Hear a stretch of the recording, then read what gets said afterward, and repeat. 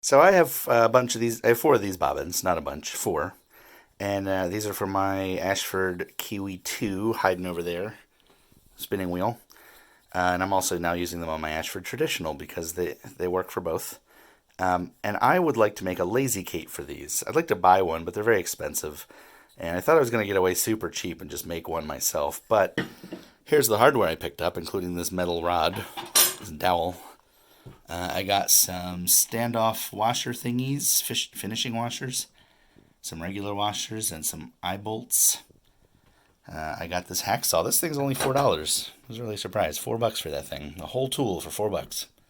And some extra blades, just because I figured I might keep using this. I got some sort of fishing wiry stuff, 25-foot invisible hanging wire. Some springs. This was the smallest springs, extension springs they had. And I got some rubber feet. I also have this really crappy piece of birch or maple. I'm not sure which.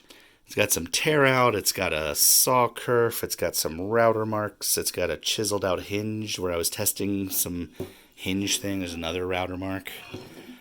It's got a routed out thing when I was testing hinges. It's got this rabbet, and apparently I tried two different sizes because the rabbet has, I guess it's not a rabbet, but the routed hole there has a rabbet on each side.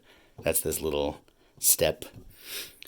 And then there's a saw mark there, and there's the other side of that saw mark. And then this wall here broke off when I dropped it the other day. So it's a piece of crap. I have a lot of good pieces of wood out there, but I'd have to cut stuff up, and everything's in mothballs right now. But I learned that this is probably going to be fine because I'm going to make a simple box shape. And there's another one of these out in the other room. I'm not going to go get it. There's going to be one in this corner, one here, one back here, and then the peg for it's going to be over in this corner.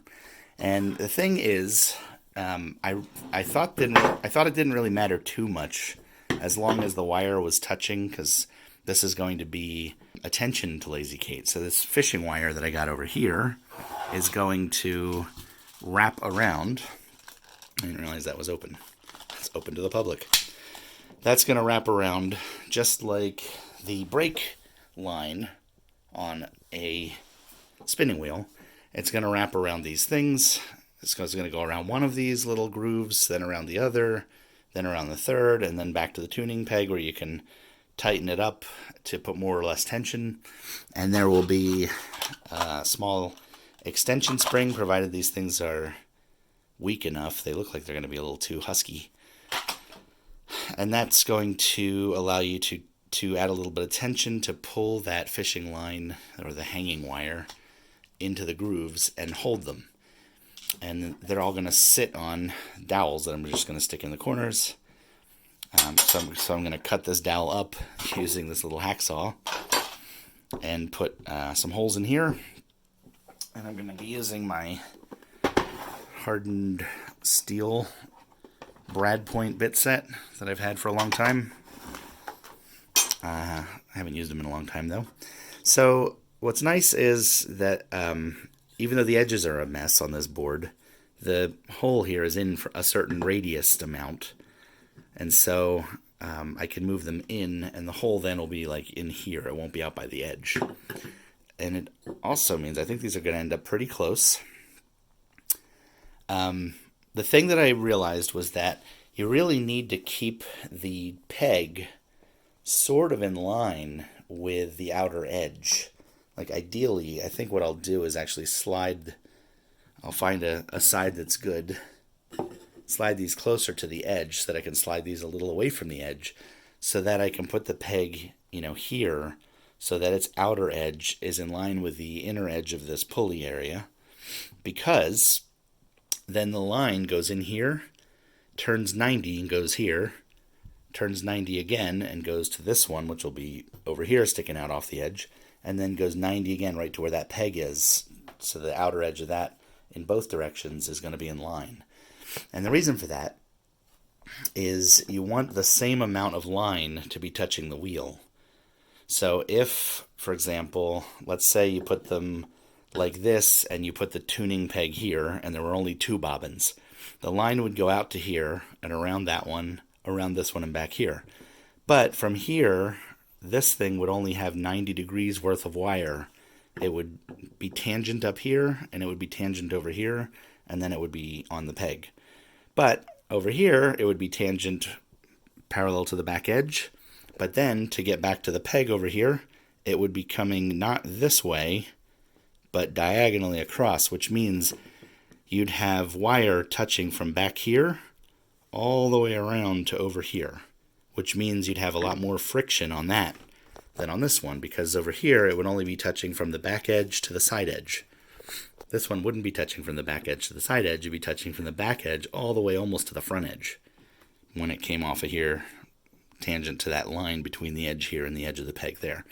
So we want to get it so that it's, I initially thought, maybe it doesn't matter, maybe it just needs a little bit of tension, but then I thought, no, it does matter, because if, let's say you have some yarn on these bobbins that has a little bit of loft to it, if one of them is tensioned more than the other, if this bobbin here has more tension than this bobbin, this one's going to take more work to pull the yarn, right? It's going to be fighting you. And that means that that yarn is going to be stretched more than this yarn, which means, if you're plying 3 yarns together, one of them is going to be thinner because you're pulling with more force to get that one. And the other ones are much more easily being pulled off. So then when you finish plying and you let go, that one's going to puff up more because it, it was pulled tighter, it got thinner, and when you let go, it puffs back up, it shrinks more. So you're going to get an uneven plying.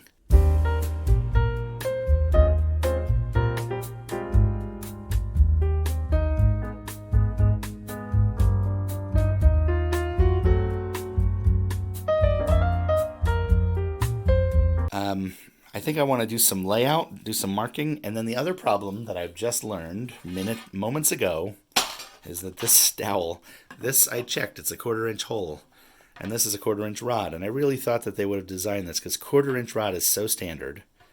1/4 inch screws are standard, quarter 20 threaded rod is so standard. I really thought these would fit 1/4 inch rod really well, but if you look, it's just proud, just a little. I can't get it to go in. It feels like it wants to. It starts to, it holds in the hole, but it will not go in even a millimeter.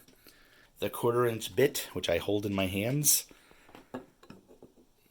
fits perfectly into the hole. To figure out the offset simply, I just put one where I wanted it, and I used my thumbnail as a little bit of a depth gauge to bump up against it, and then I just went around moving these so they all hang off by about the same amount. Yeah, so I'm just bumping this up against there and then making sure the thing comes right up to my thumbnail. My little trick worked fine for putting that hole and for placing that hole, so I'm going to tell you what I did. There's a flat bearing like this on the other side of on the bottom, right? So it's sitting. So what I did was I pressed on this, and you can see that it rocks, but if you press on it flatly, you kind of find a stable point where it doesn't move, which means you're flat on that ring. And then I could reach up top here with the bit and drop it in. It ends up being lower. It goes right through. It ends up being a little bit lower than the bearing, or than the bobbin. So then all I did was take the eye bolt, and push it in the top and push down on it, which drives that little brad point into the wood, right? And then I could actually put the hook down and lift the bobbin up and reach my fingers underneath and grab the bit with my other hand, because this actually stays embedded in the wood like it's stuck, like a dart. And then I put the bobbin aside and then push down and just spin and deepen the hole up. So it's the marking out of where these holes are going to go is working out really well. Okay, I have those marked out. So now the next step is to figure out how long to make these dowels. So I want to figure out how tall to make this, and I think erroring on the side of a little extra is not a problem. So I will mark that out and cut it. In fact, I'm thinking this might actually be a nice little way to hold the tool to cut it. Just put it in there and do the cutting. Well, it's a little bit of a fight. Not too bad. A couple of minutes. I found out I could drop this in here at an angle. Just kind of push this down and it wedged, so I don't have to hold it, and I can just put my hands on top of it and then saw where the mark was at 7 inches. I've decided was the size of rod I want. for this. All right, I found extremely coarse and middlingly coarse. This is, I don't know, 60 grit, and this is 100 grit.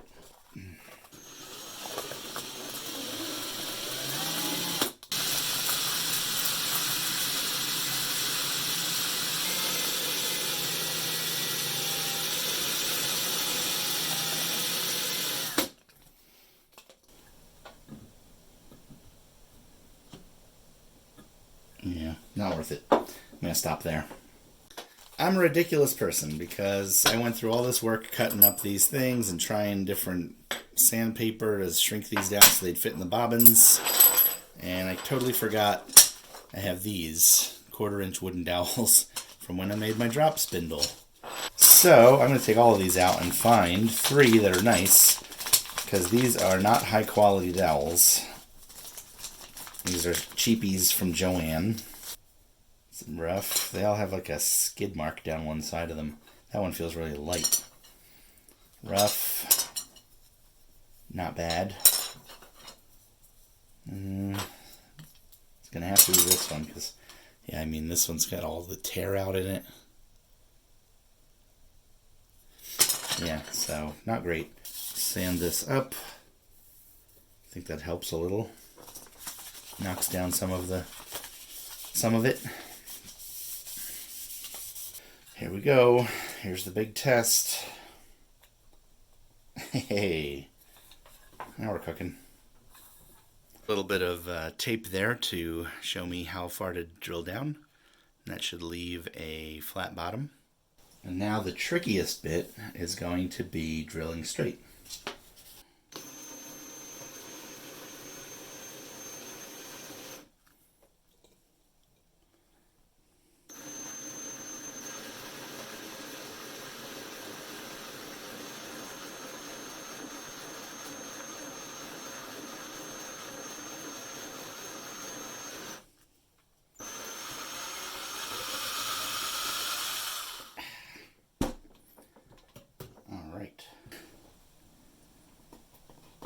Yes, it's actually pretty good.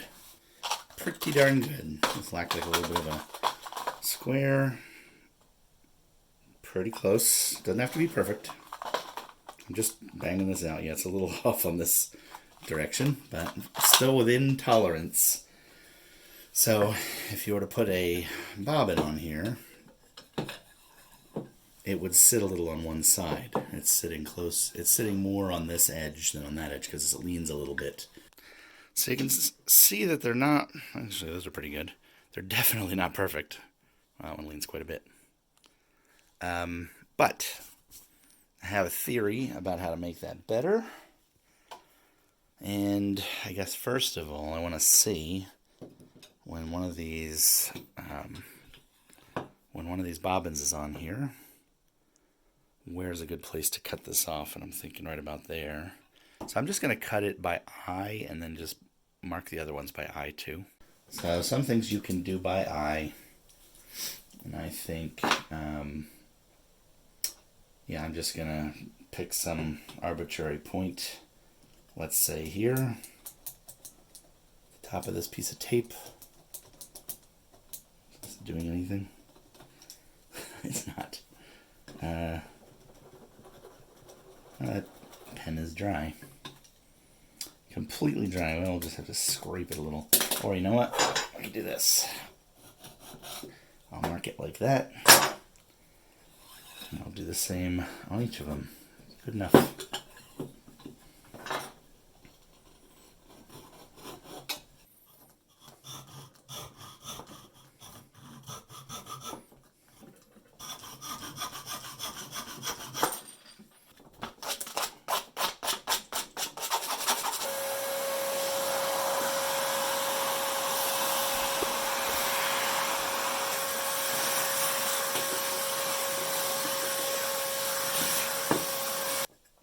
So now these should drop on pretty well, if they're tapered enough that they won't get hung up inside.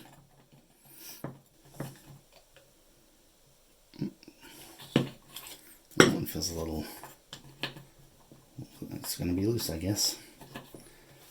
I wonder if I can take one little piece of tape.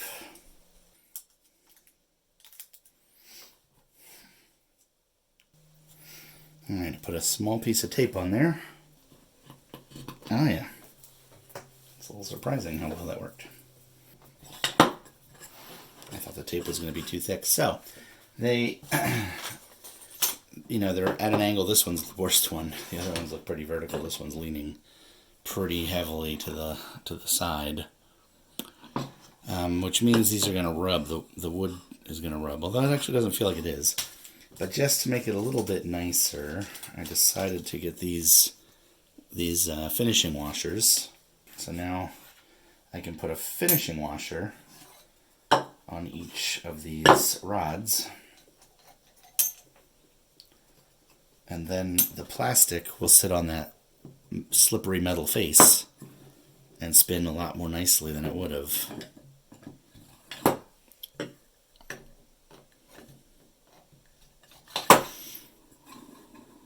Yeah, it's almost like also, I was going to say it's like a bearing, but it's not really. But they spin nicely. This one really doesn't have to be perfectly straight.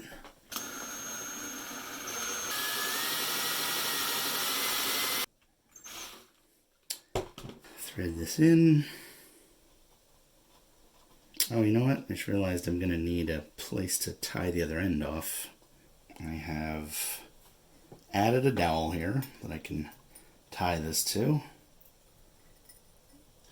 This is the weakest spring that I could find, and it's super strong. And it's funny because I know I have a whole box of springs, and one of them would work, probably, unless they're all compression springs. But I don't know where that thing is.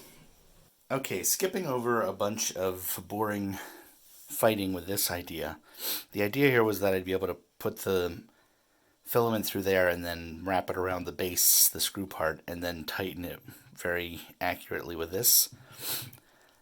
It just doesn't want to do that. So, and I've tried that once before, years ago, with an eye hook, trying to use it as a tightening mechanism for a thread, and I remember fighting with it then too. So it's just a bad idea that I've had twice now. So what I came up with in the end, just especially to get this competition done, is a loop of this filament, and then at the end I just tied on a little rubber band that I had. And the idea is I can put the loop over the dowel, and then I can run the two strands of filament around the three pulleys, and then simply pull the rubber band and put it on there. So it has no adjustability, but I sort of dialed it in by tying this loop a certain length when I tied it through the rubber band. So now this filament, you can see how if I stretch the rubber band by pulling on the non-rubber band side, how they all move. That's really all I needed. I just needed something to keep these things from spinning on their own power.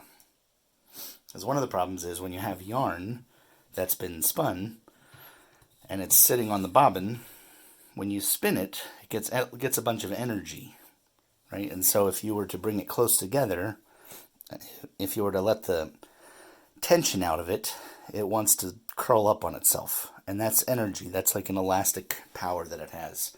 So if these can free spin, as you try to pull this off, it keeps coiling up all along its length and actually unwinding this thing.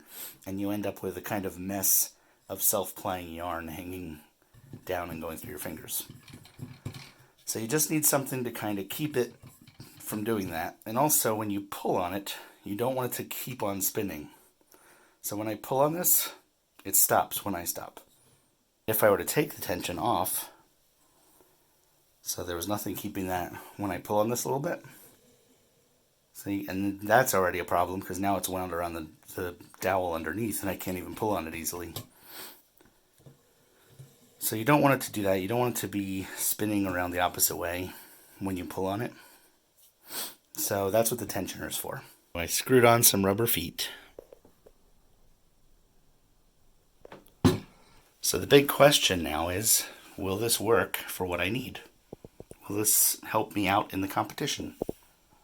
Well,